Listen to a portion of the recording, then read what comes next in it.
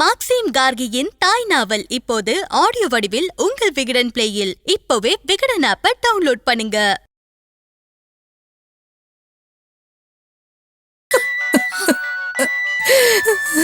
Hello தம்பி, அக்கா மேகலா இருக்காங்களா? இருக்காங்க. போனை கொஞ்சம் அவங்க கிட்ட கொடுங்கடா சார். ஒரு நிமிஷம். யாருடா? யார் போன்ல? தெரியலம்மா, அக்கா கிட்ட தான் பேசணுங்கிறாங்க. ஹலோ, மேகலா பேசுறேன். ஏமா, உன் தங்கச்சியை தானே தேடிட்டு இருக்க?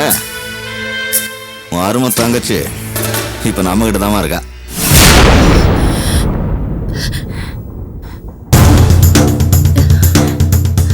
Hello hello. என்ன, அங்க ஏதாவது சிக்னல் ப்ராப்ளமா?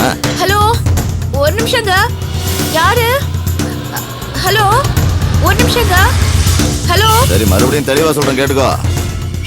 உன் தங்கச்சி இருக்காளே கண்மணி, அந்த புள்ள இப்ப நம்ம கிட்ட தாமா இருக்கா. நீங்க யாருங்க? என்ன வேணும்? என்ன வேணுமா? அட, ஏற்கனவே சொன்ன விஷயம் தாம்மா. எத்தனைதான் உனக்கு திருப்பி திருப்பி திருப்பி திருப்பி சொல்றது? நீ கேக்குற, என்ன பண்றது? மறுபடியும் சொல்றேன், கேட்டுக்கோ. அந்த 3 கஸ்டமரும் நமக்கு வேண்டப்பட்டவங்க. அவங்களுக்கு சேர வேண்டிய காசை கொடுத்துட்டு கணக்கு தீக்கிற வழியை பாரு. நம்ம கணக்கு என்னன்னு அப்புறம் சொல்றேன். யாருங்க நீங்க? அட, என்ன புள்ள போனே, இவ்வளவு நேரம் பேசி யாருன்னு தெரியாம? நான் தாம்மா தியாகு.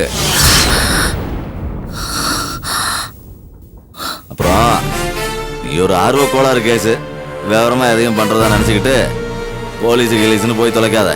ஏன்னா உன் தங்கச்சி இருக்கால, அவளை பார்த்தா எனக்கே ரொம்ப பரிதாபமா இருக்கு.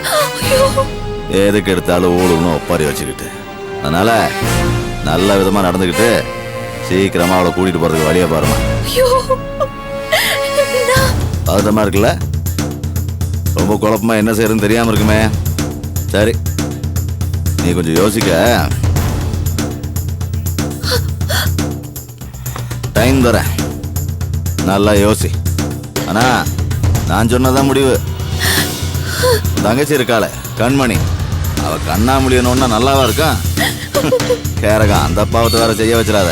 நான் மறுபடியும் ஃபோன் பண்றேன். நீ பணத்தை ரெடி பண்றதுக்கு வழியை பாரு. வச்சுறங்கண்ணே.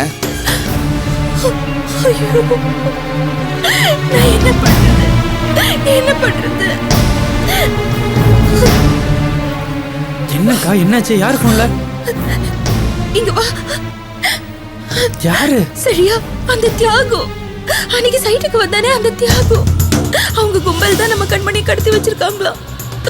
கடத்தி வச்சிருக்காங்களா? என்னக்கா சொல்ற? ஆமா, அந்த 3 கஸ்டமர்ஸோட பேமெண்ட் நம்ம உடனே செட்டில் பண்ணணுமா? எப்படி? சரியா, இந்த விஷயம் வீட்ல தெரிய வேண்டாம். இப்ப இருக்கிற நிலைமையில தெரிஞ்சா அவ்வளவுதான், இன்னும் மோசமாயிடும். அது சரிக்கா, என்ன பண்றது? என்ன பண்றது? ஒண்ணு பண்ணலாம். அந்த 3 கஸ்டமர்ஸ் கிட்ட நம்ம போய் பேசலாம். ஆடிட்டரை கூட்டிட்டு போலாம். ஏதாவது ஒரு வழி பிறக்கும். சீக்கிரம் வா, கிளம்பு. அக்கா, அம்மாட்ட ஒரு வார்த்தை சொல்லலாம்ல? வேண்டாம் வேண்டாம், பயப்படுவாங்க. வா.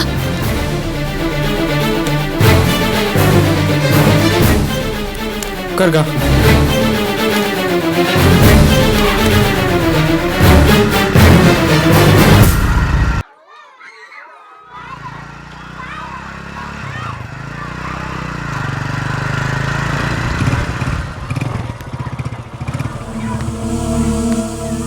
ரொம்ப நேரம் ஆச்சா சார் வந்து? இல்ல மேல, இப்பதான் வந்தேன். ஆமா, கண்மணிக்கு என்னாச்சு? என்ன பிரச்சனை? என்ன ஆச்சுன்னே தெரியல. அவளை இன்னும் காணோம். வீட்ல எல்லாரும் நொந்து போயிருக்காங்க. அவ குடும்ப பிரச்சனையில தான் மனசு வெறுத்து போய் எங்கேயோ போயிருக்கான்னு நினைச்சேன். ஆனா அந்த தியாகு தான் கண்மணியை கடத்தி வச்சிருக்கான். அவன் போன் பண்ணி 3 கஸ்டமர்ஸ்க்கும் பணத்தை செட்டில் பண்ணாதான் கண்மணிய விடுவேன்னு சொல்லி மிரட்டுறான். அன்னைக்கு அவன் சைட்டுக்கு வந்து மிரட்டினப்பவே அவனை அலட்சியப்படுத்திட்டேன். ஏன் சார், அவன் உண்மையிலே கண்மணியை கடத்தி வச்சிருக்கானா இல்ல காணாம போன தெரிஞ்சு சும்மா மிரட்டானா? இப்ப எதுவும் சொல்ல முடியல செலியான். சார், அந்த 3 பேர் சார்பா தானே அவன் போன் பண்ணி மிரட்டுறான். அதான் அவங்களே பார்த்து பேசிட்டு போலான்னு உங்களை கூப்பிட்டேன். வாங்க சார். நல்ல யோசனை தான், போய் பேசுவோம். வா. சரியா?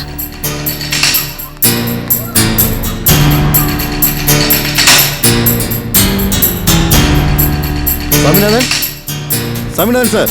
அடடே, வாங்க சார், வாங்க வாங்க வாங்க. வாங்கம்மா. வணக்கம். டேய் ரகு, வாடா, வந்து யார் வந்திருக்கான்னு பாரு.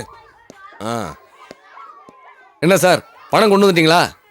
வாங்க சார், நம்ம வீட்டில் உட்காந்து காஃபி சாப்பிட்டுக்கிட்டே பேசலாம். அடடே வாங்க சார், நீங்களா? வாங்க உள்ள வாங்க. உங்க கூட இன்னொருத்தர் இருப்பாரு, அவரெங்க? அதை ஏன் சார் கேட்குறீங்க? வீடு கட்டுறேன்னு இருக்கிற பணத்தெல்லாம் தொலைச்சு விட்டேன்னு சொல்லி அவன் பொண்டாட்டிக்கு அவனும் தகராறு வந்து அவளை அடிச்சு விட்டான். இப்போ அவளை ஆஸ்பத்திரி கூட்டிட்டு திரியிறான். சார் ரொம்ப கஷ்டமா இருக்கு சார். முதல்ல எங்க பிரச்சனையை முடிச்சு வைங்க. இதனால அண்ணன் தம்பிங்க எங்க 3 பேர் கூட தகராறு வந்துடும் போல் இருக்கு. என்னே, நம்ம வீட தேடி வந்திருக்காங்க, நல்ல விஷயமா தானே வந்திருப்பாங்க. நீங்க சொல்லுங்கம்மா. சார் அது வந்து நான் என்னம்மா சும்மா சொல்லுமா. நான் நேரடியாவே கேட்டுடுறேன். நீங்க அந்த தியாகு கிட்ட பஞ்சாயத்துக்கு போய் அவன் என் தங்கச்சியை கடத்தி வச்சுக்கிட்டு எங்களை மிரட்டுறான். தியாகம்? யார் அது? என்ன சார் இப்படி கேக்குறீங்க? அந்த தியாகு உங்களுக்கு தெரியாது? ஏரியாவில பெரிய ஆளு சார், பெரிய தாதா. ஏங்க, நான் ஒரு பிரைவேட் கம்பெனில அக்கௌண்டன்ட். இவன் அம்பத்தூர்ல ஒரு சின்ன லேத்து பட்டம் வச்சிருக்கான். இன்னொரு தம்பி கவர்மெண்ட் சர்வெண்ட்டுங்க. எங்களுக்கு எந்த தாதாவையும் தெரியாது. ஏங்க, தாதாவெல்லாம் நான் பார்த்தது இல்லைங்க. அதெல்லாம் சினிமாவில தான் பார்த்துருக்கோம். அதுவும் தியேட்டருக்கு போய் இல்ல, டிவியில தான் பார்த்துருக்கோம். இது பாருங்க, தயவு செஞ்சு சொல்லிடுங்க. பண விஷயங்கிறது வேற. அதுக்காக ஒரு பொண்ணோட வாழ்க்கையை கெடுத்துறாதீங்க. அவ புருஷ வீட்டுல பெரிய பிரச்சனைங்க. கெஞ்சி கேட்டுக்கிறேங்க, சொல்லிடுங்க. என்ன விளையாடுறீங்களா நீங்க? சாதாரணமா சொல்றீங்க. உங்க அப்பா கிட்ட பணம் கொடுத்து ஏமாந்துருக்கோம், அதை திருப்பி கேட்டா இப்படி ஒரு அபாண்டமான பழிய போடுறீங்களா? ஐயோ, ஏய், புரியலையா உனக்கு? நாம கொடுத்த பணத்தை திருப்பி கேட்க கூடாதுன்னு ஏதோ கேம் ஆடுறாங்கடா. சார் இதுல எப்படி சார் கேம் ஆட முடியும்? உண்மையிலே உங்க தங்கச்சியை காணோம் ஏன் சார். சார், இவங்க அப்பா கூட தான் காணோம், அவரையும் நாங்க தான் கடத்திட்டோமா? என்ன சார் சொல்றீங்க?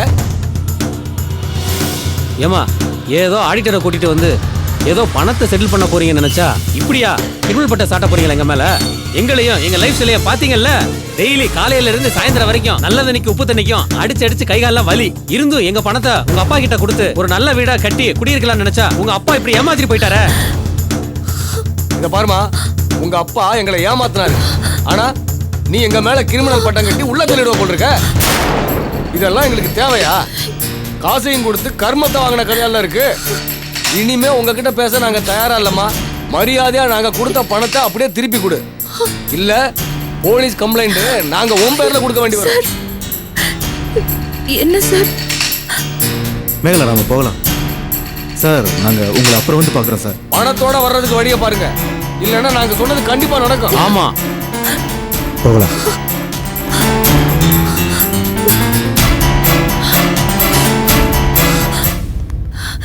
சார் என்ன சார் இது? தியாகு யாரும் நம்ம கிட்டே கேக்குறாங்க. அதான் எனக்கும் ஒரே குழப்பமா இருக்கு. ஆனா இவங்களை முழுசாவும் நம்ப முடியாது. இப்ப நம்ம என்ன சார் பண்றது? மேகலா, எனக்கு ஒரு அசிஸ்டன்ட் கமிஷனரை தெரியும், அவர்கிட்ட பேசி பாக்குறேன். என்ன சரியாது? கண்ணை கட்டி காட்டுல விட்ட மாதிரி ஆயிடுச்சு. சார் நான் ஆடிட்டர் சிவகுமார் பேசுறேன். சரி அப்படியோக்கா, கண்மணி உயிரோட இருக்கா. அவருக்கு பெருசா எந்த பாதிப்பு இல்லைன்னு தெரியுது. அது வரைக்கும் சந்தோஷம். பர்சனலா அவரை பார்த்து ஒரு விஷயத்தை பத்தி டிஸ்கஸ் பண்ணணும் சார். ஓகே சார், கண்டிப்பா வந்துடுறேன் சார். நேரில் வந்துடுறேன் sir. Thank you sir. Mekala, AC sir appointment வாங்கிட்டேன். நம்மள உடனே வர சொல்றாங்க. போல வாங்க சார், வா சரியா.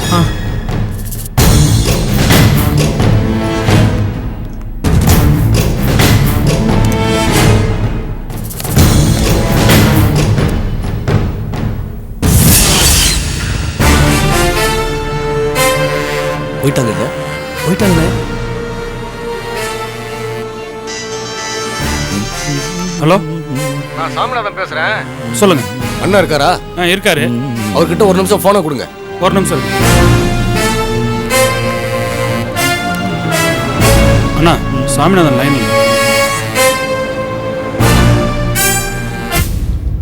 என்னையா?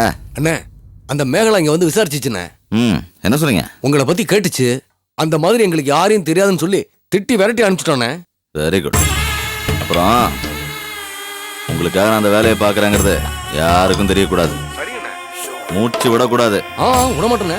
அதோட அடிக்கடி இப்படி ஃபோன் பண்ற வேலையெல்லாம் வேண்டாண்ணே. சரிண்ணே. டேய்,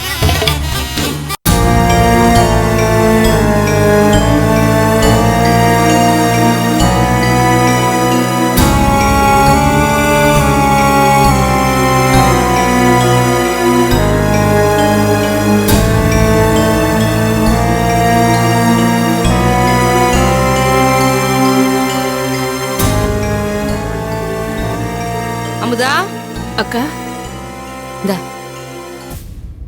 டேய் பூபதி எவ்வளவு நேரம் ஒரே இடத்துல உட்கார்ந்துட்டு இருப்ப?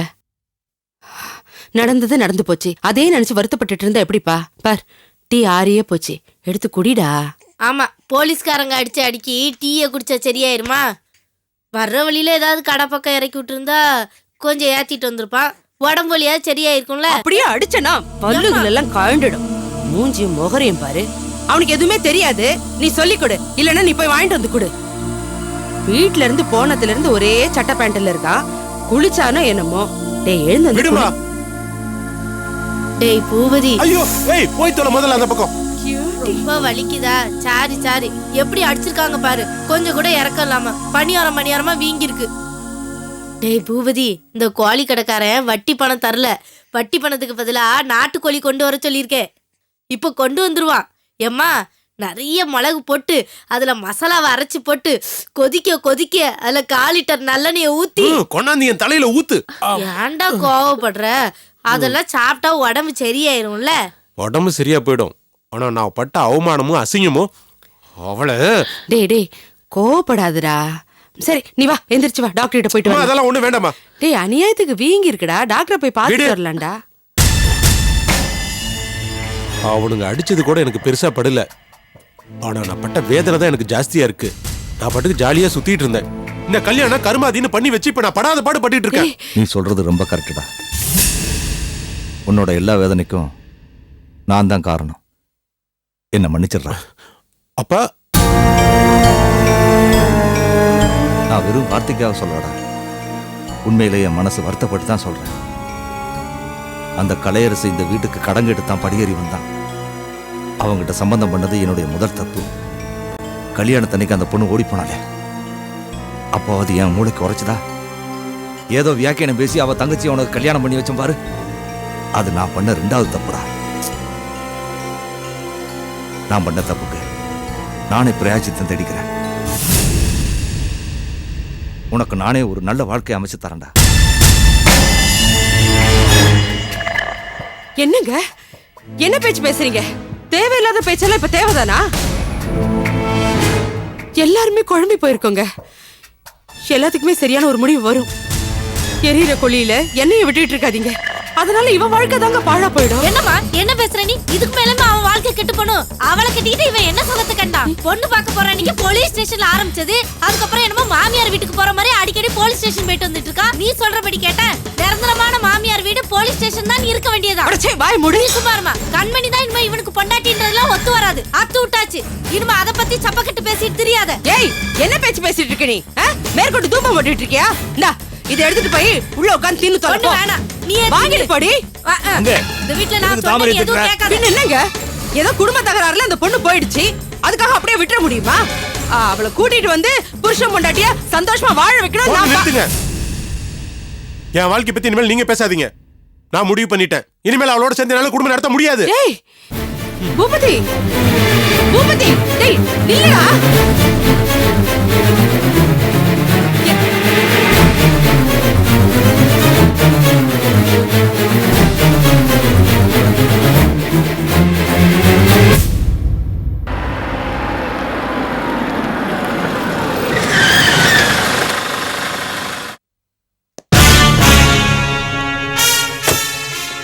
சார் நீங்க தான் சார் என் தங்கச்சி எப்படியாவது கண்டுபிடிக்கணும். எங்களுக்கு ரொம்ப பயமா இருக்கு சார். அந்த ஆள் தான் என் தங்கச்சி எங்கேயோ மறைச்சு வச்சிருக்கான். உங்க தங்கச்சியை கடத்தினது அந்த தியாகு தானே? உறுதியா நம்புறீங்களா? அவன் தான் சார் வந்து என்ன மிரட்டினா. நாங்களும் அவன் எதிரடா சிக்குவான்னு தான் காத்துக்கிட்டு இருக்கோம். இன்ஸ்பெக்டர் எங்கயா? உள்ள இருக்க.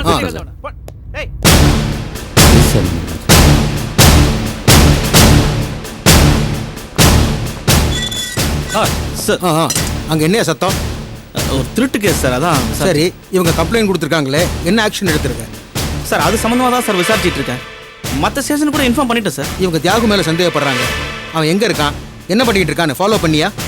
சார் அவன் முன்ன மாதிரி கிடையாது சார், இப்போ ஆள் ரொம்ப மாறிட்டான். நீ சொல்றது நம்பலாமாயா? இல்ல அவன் உன்னை மிரட்டி வச்சிருக்கானா? அப்படிலாம் ஒன்றும் இல்லை சார். என்னையா முழுகுற? அவன் எங்க இருக்கானாவது தெரியுமாயா? தெரியாது சார். ஃபோன் நம்பர் இருக்கா? சார் அவன் எனக்கு ஒரு நம்பர்ல இருந்து ஃபோன் பண்ணான் சார். திரும்பி அந்த நம்பருக்கு ஃபோன் பண்ணா நாட் இன் யூஸ்னு வருது. சார் நீங்கள் நினைக்கிற மாதிரிலாம் அப்படி ஒன்றும் கிடையாது சார். இது அவங்க குடும்ப பிரச்சனை சார். சார் இவங்க அத்தை அந்த பொண்ணை காணன்னு சொல்லி நம்மகிட்ட கம்ப்ளைண்ட் கொடுத்தாங்க. இவங்க அதை வாபஸ் வாங்குறதுக்காக இங்கே வந்தாங்க. பொண்ணு எடுத்து வீட்டில் என்னன்னா இவங்க வீட்டு பொண்ணு யாரோடய ஓடி போச்சுன்னு சொல்லி கம்ப்ளைண்ட் கொடுத்துருக்காங்க. இதில் தியாகம் எப்படி சார் நம்ம இன்வால்வ் பண்ண முடியும்? சார் குடும்ப பிரச்சனை இருக்கிறது உண்மைதான் சார். ஆனா அந்த தியாகு தான் சைட்ல வந்து எங்களை மிரட்டினா. அவன் தான் இதை செஞ்சிருக்கணும். என்னம்மா இது ஏதோ கட்டட பிரச்சனை அது இதுன்னு சொன்னீங்க.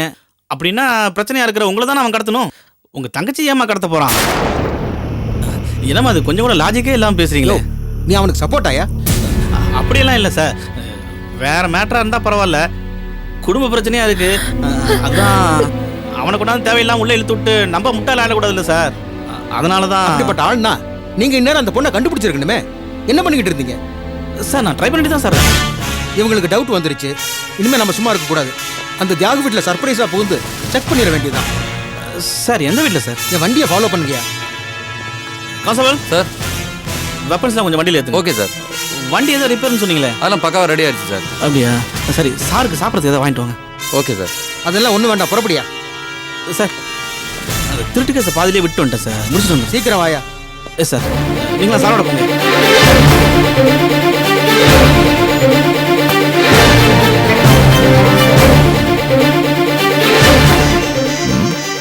இன்ஸ்பெக்டர் கூப்பிடுறாப்ல. ஹலோ. ஹலோ, நான் தான் இன்ஸ்பெக்டர் கார்த்திக் பேசுகிறேன். தெரியுதியா, சொல்லு. ஆமா, பசங்கிட்ட பணம் கொடுத்து அனுப்பிச்சினேன், கிடைச்சதா? அதெல்லாம் வந்துருச்சு. அங்கே கண்மணின்னு ஒரு பொண்ணு இருக்கா? பொண்ணா? ஐயோ, உண்மையை சொல்லுங்க சார். நான் காரணமாக தான் கேட்குறேன். ஆமா, என்ன விஷயம்? ஓ, இங்கே ஒரு பிரச்சனை ஆகி போச்சு. இப்போ நான் ஏசி கூட அங்கே ரெய்டு வர வேண்டிய சூழ்நிலை.